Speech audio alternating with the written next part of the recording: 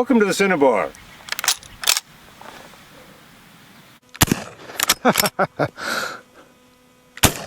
Uh-oh, shot over it. There we go.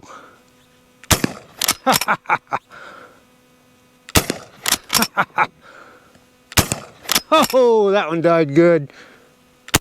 Oh, shot over it again. Shot under it trying to, oh no, that hit it. Alrighty. Well, if you watch this channel much, you know I just love shooting these old Winchesters. Now I know that some of you probably watched that opening scene there and noticed there wasn't near enough smoke coming out of this old first model 1873. Probably thinking to yourself, for shame, that man is shooting smokeless powder through a first model 1873 Winchester. And you'd be right. And that brings up a question that I get asked all the time. Is it okay to shoot smokeless powder in my old Winchester? And there's a very definite answer to that. Yes. And there's another very definite answer. No. And probably the most accurate answer of all is it all depends. So there's just a lot of misinformation on the subject out there and a lot of old wives' tales. So today we're going to try to wade through all that and give you the information you need to make a decision on what kind of loads you want to shoot through your old Winchester. Now it'd be really handy if we had a particular date, say this date in 1895, Winchester started making all the rifles for smokeless powder. Unfortunately, it's just not that simple. Depends on the caliber, depends on the model, and it changed over a period of time when Winchester was still making a lot of the rifles in black powder configuration, even though we were in the smokeless era. So stick around, this should be a very, very informative and interesting episode. It's a subject that I've learned a lot just recently on myself. I had some misconceptions like a lot of other folks. So we'll go through this all together. We'll go down to the shop and we'll look at a few barrels. We'll look at some rifles. We'll talk about what Winchester had to say about the subject and what some of the experts have to say about the subject, and maybe help you sort this thing out a little bit. Now I want to make it really clear that I'm not advocating you shoot smokeless powder in your old Winchester lever gun, or you shoot just black powder in your old Winchester lever gun. Heck, I like to shoot both of them. In fact, you shouldn't shoot anything through them unless you know that they're in good mechanical condition and safe to shoot. But if you do choose to shoot your old Winchester lever gun, hopefully I can give you some information today that will help you make a better choice about what kind of ammunition you choose to shoot through them.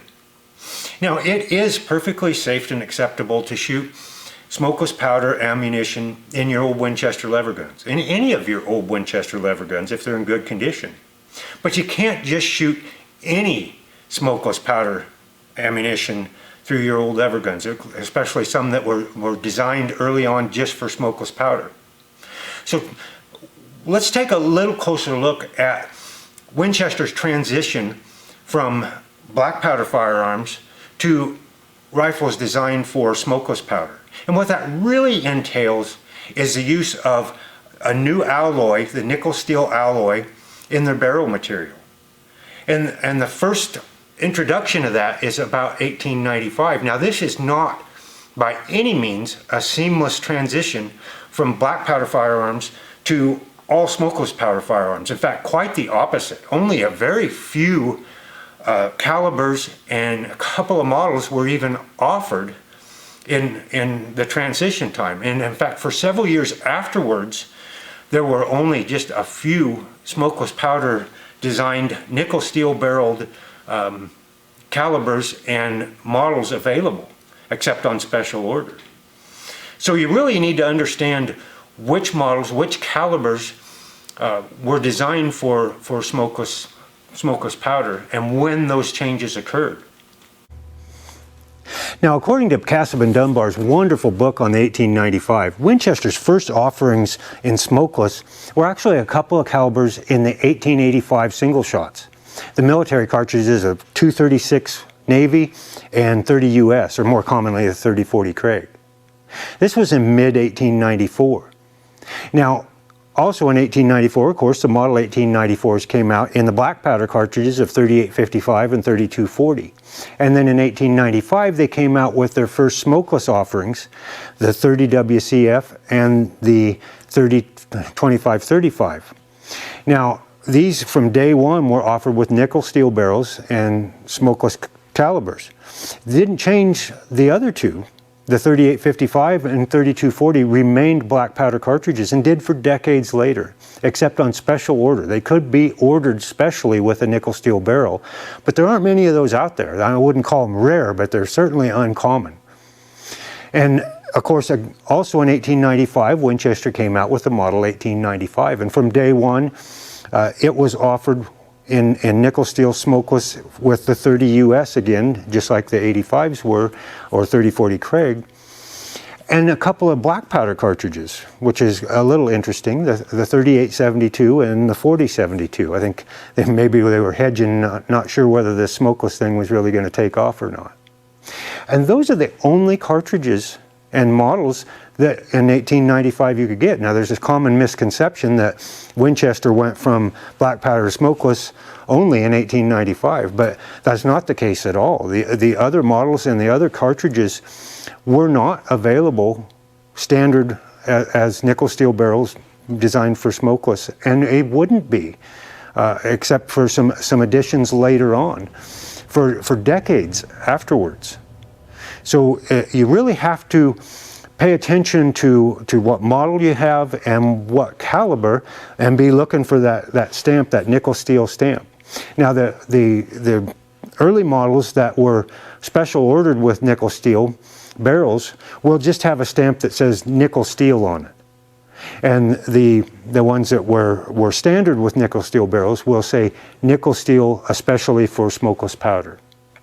Not that that makes a big difference, but if they've got that stamp, they're a nickel steel barrel. Now let's talk a little bit about the barrel steels. Now we'll start with Casab and Dunbar's book, talking about what we think of as, excuse me, as black powder steel barrels. What Winchester called a extra strength steel or extra high grade of steel, and it's basically today's modern 1018 steel that's alloyed up a little bit to give it a little extra strength. Now, to quote from the book here, where they're quoting Winchester, this is clear up in 1903 when they're talking about the barrels that we consider the black powder barrels, that they have a tensile strength of 60,000 pounds per square inch, an elastic limit of over 40,000 pounds, which is sufficiently strong to withstand much greater pressures than could possibly be developed by the cartridges they're intended to shoot. Okay, that may have been true at that time, but of course today we have powders that we can certainly load up and would exceed the tensile strength or elastic limit of those barrels. In fact, we could easily, if we don't know what we're doing or make a mistake, exceed the limit of modern steel barrels as well.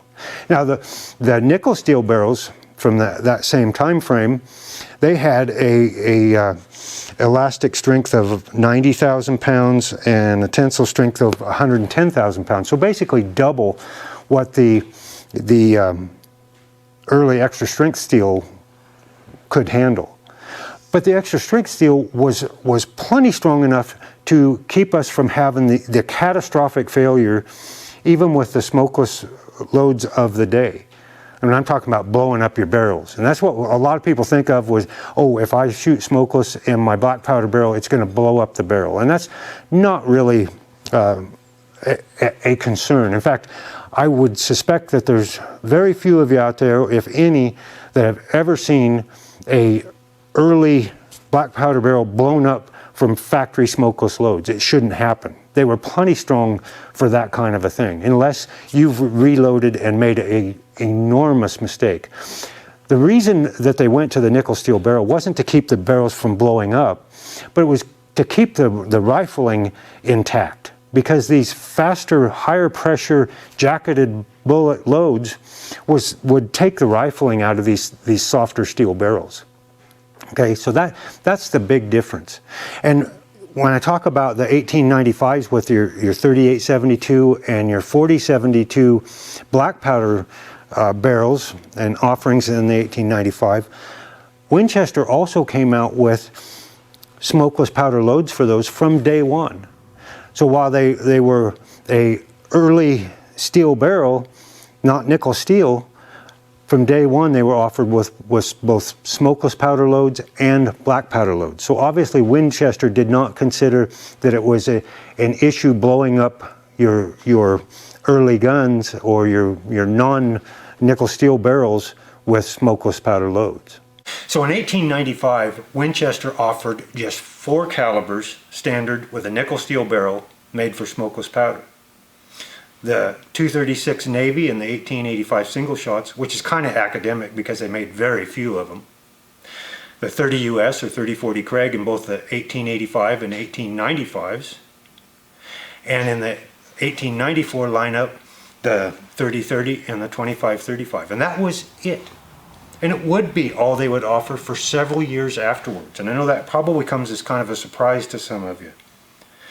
It wouldn't be until almost a decade later that they would add some of the other calibers and other models to the lineup. But in 1895 and throughout the rest of the 1890s, the only way you could get 1873 and 1885, 1886, 1892 with a nickel steel barrel was through a special order. Then you would get a nickel steel barrel and a little different sight package. And that was the difference. The receiver steel didn't change at that time. It did much later on before they changed the steel in the receivers. Okay, now paradoxically, soon after this change to nickel steel barrels in 1895 and those few calibers that it was offered, Winchester started manufacturing smokeless ammo for across the whole line of models and calibers. So this notion that it's unsafe to shoot smokeless ammunition in these early barrels would have proved to be devastating. We'd have had Winchesters blowing up all over the place if those early steel barrels could not handle smokeless powder loads. So we can see now that old wives' tale just doesn't add up at all. The issue is that the ammunition that they were making at that time was, with the smokeless powders that were available at that time, didn't create any more pressure than the black powder loads of the time. So really you have to do your homework if you want to shoot smokeless loads through your early Winchesters that weren't designed with nickel steel barrels. Then you really need to do your homework and find out what kind of pressures that they're capable of taking, what kind of pressures your loads are going to take. Now you might think that after 1895, Winchester would have very rapidly started adding to their lineup of smokeless offerings and nickel steel barrels. But that's not the case at all. By 1900, they had actually removed the 236 from the 85 lineup and added 303 British to the 1895 lineup. And that's it. Now, over the next few years, they would add like the 32 Special to the 94 lineup. We would start adding some more calibers to the 95 lineup, which were all standard with nickel steel barrels for smokeless powder. And about this time, we started seeing the first 1886 model offerings in the 33 WCF and the extra light 4570s. But that would be all that would be added to the lineup. The other calibers of 86s, the 3872, the 4072, and the 1895, a big lineup, of course, of 85 offerings, and the 3855 and the 3240 and the 94 lineup would still remain as extra strength steel barrels, or what we consider black powder steel barrels. And most of them till the end of production, or very near the end of production, before there would be any change in the offerings, the standard offerings for the steel and the barrels. That may come as kind of a surprise to many of you that that's the case. Now, there is some information out there about all of the barrel steel changing around the time of World War I, but If you look at the markings on the barrel, they don't show up stamped nickel steel at that time, either on the top or on the bottom. And we'll talk a little bit about how the barrels are marked here shortly.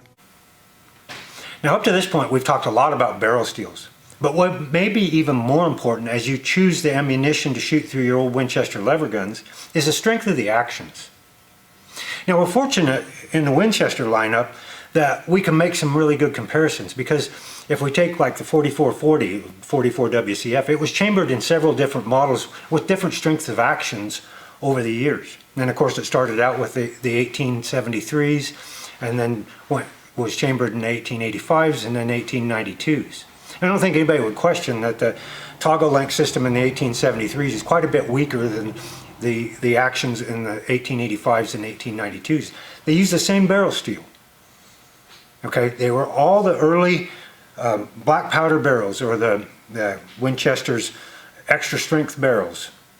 You could later on special order them with a nickel steel barrel, but very few of them were ordered with nickel steel. So we're using the same barrels, and if we look at the loading manuals, and this is a 47th edition Lyman here, they actually break down your hotter loads and your milder loads by action strength. And they list the lighter loads in here should be used in this weaker group of actions. And they list out the Winchester 73 as one of the weak actions.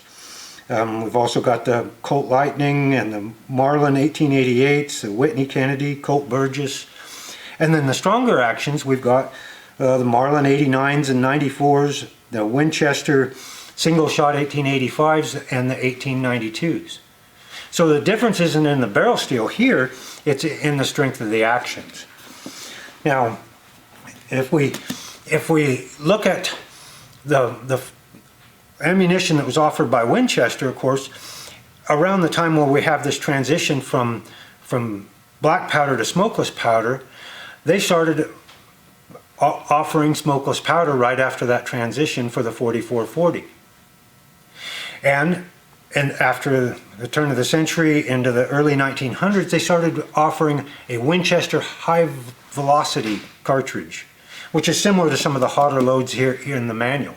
They were a hotter smokeless load with a jacketed bullet. Now, early ones were Cooper nickel jacketed, which is kind of a silvery looking jacket.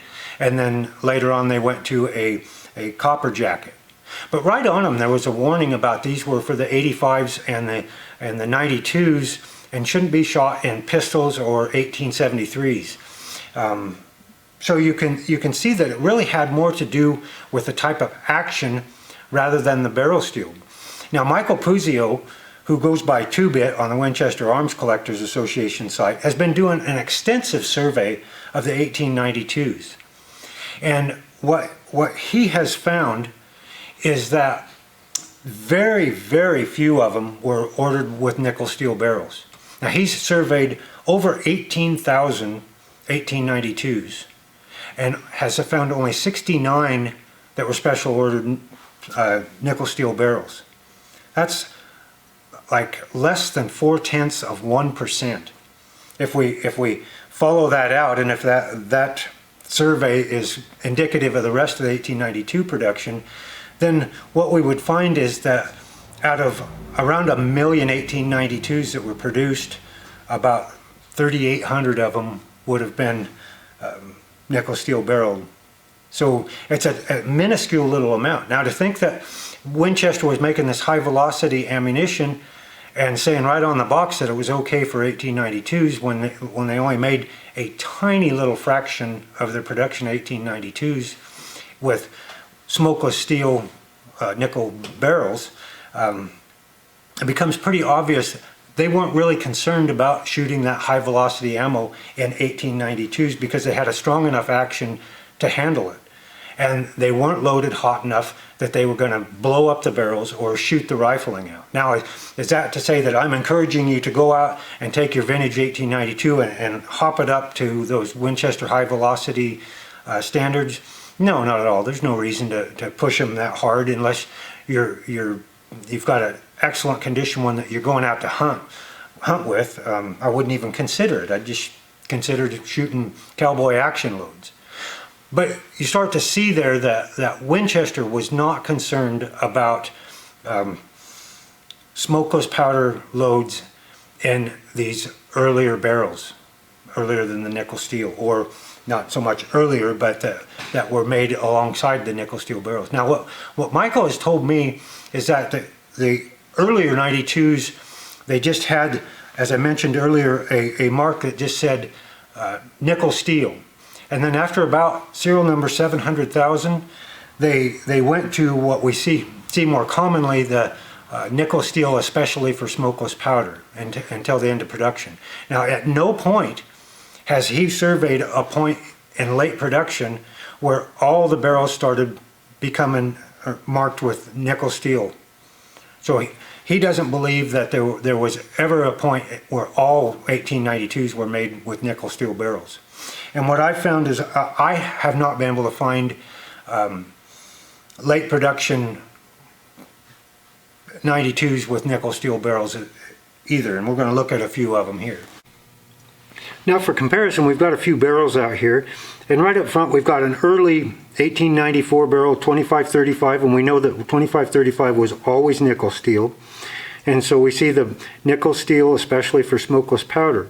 And if we turn it over on the bottom side, we'll see a CNS, which stands for crucible nickel steel. So these nickel steel barrels will either have a CNS for crucible nickel steel, a BNS for Bessemer nickel steel, or a MNS for Midvale nickel steel. So this is what we would look for a nickel steel barrel. Now, these two in the middle here are both 1892 barrels. This is an 1892 2520 rifle barrel. And fortunately, later on, sometime in the mid-20s, Winchester started date stamping the barrel. So we know that this is a 1928 barrel, and we don't see any mention of nickel steel on it. So we don't see it on the top here, and we don't see any nickel steel stamps down here on the bottom. So in 1928, we're still not making nickel steel barrels for the 92. Here's an even later 2520 carbine barrel that's dated 1935. And again, we don't see any nickel steel stamping on the bottom of the barrel or on the top of the barrel here. But interestingly enough, the 53s, which is just a different version of the 1892, this is an earlier barrel than the other two. This one's a 1926, I believe. Yep. We can see the MNS for Midvale nickel steel on the bottom, and a nickel steel mark here. So when they went to the 53s, even though they were running concurrently with the 92s were not marked nickel steel, and we can assume that because of that they weren't nickel steel. The 53s were nickel steel, and then when they phased out the 53s and went to the 65s, that's just about the time that they changed over to proof steel, which is actually much like the modern steels, the 4100 series steels that are used in barrels today. So it's interesting that we've got a couple of very late 1892 barrels, one from 1928 and one from 1935, that have no nickel steel markings either on the top or the bottom. In fact, this 35, we would almost expect that to be into the proof steel era, and we don't have a mark on those. Now, what's also interesting is we've got a replacement Model 71 barrel, which is kind of a modern equivalent to an 1886. This one from 1945 that is marked proof steel. And then a very, very late Circle P factory replacement 1886 barrel in 4570 from 1941 with no mark for nickel steel or proof steel, well into the time when we would expect it to be a proof steel barrel. And I think we should always err to the side of caution. If they aren't specifically marked nickel steel or proof steel, treat them as if they are a Winchester mild steel, or what Winchester calls an extra strength steel barrel, and choose your ammunition accordingly. Now, most of the ammunition that's produced today for these older cartridges has been loaded down significantly because of liability issues for the manufacturers.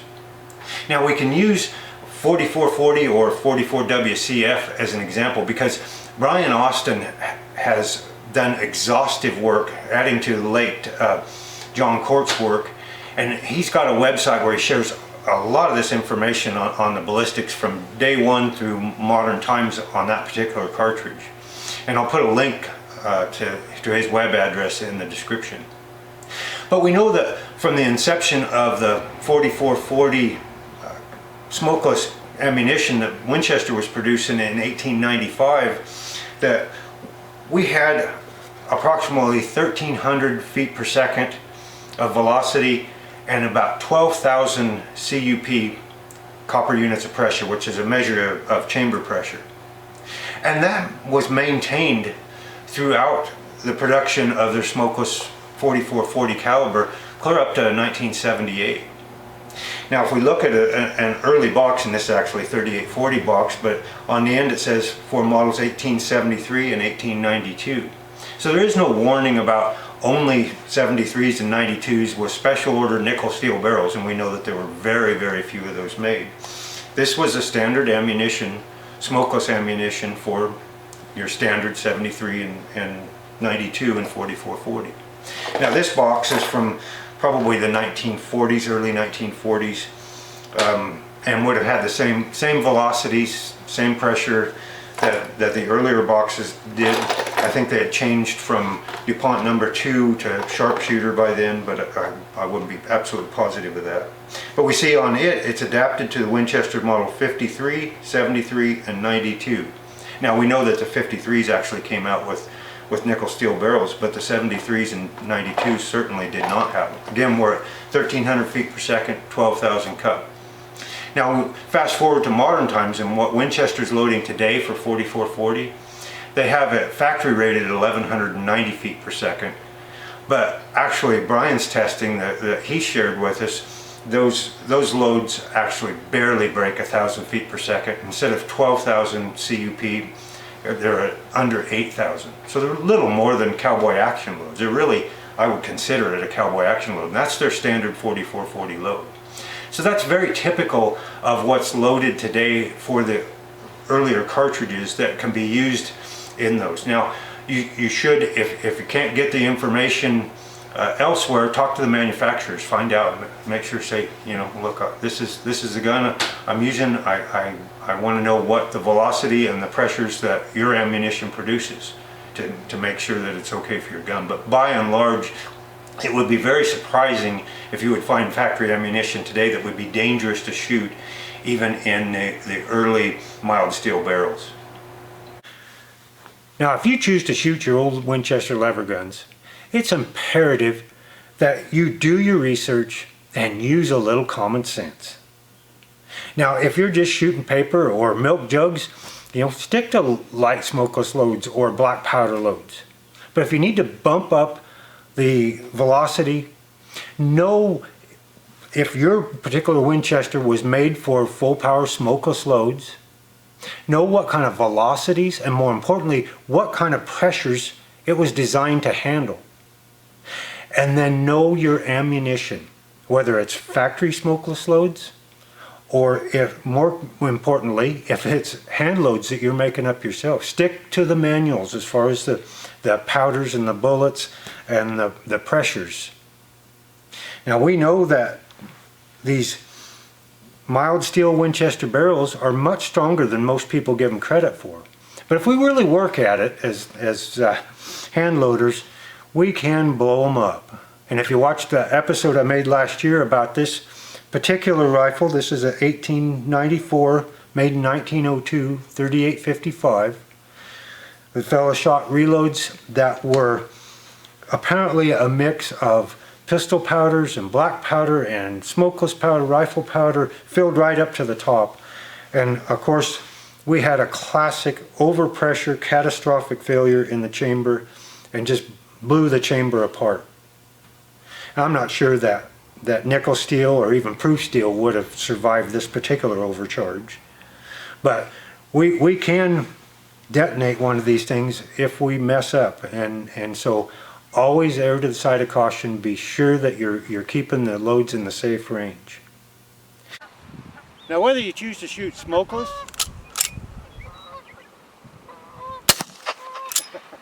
or black in your old Winchester Levergun.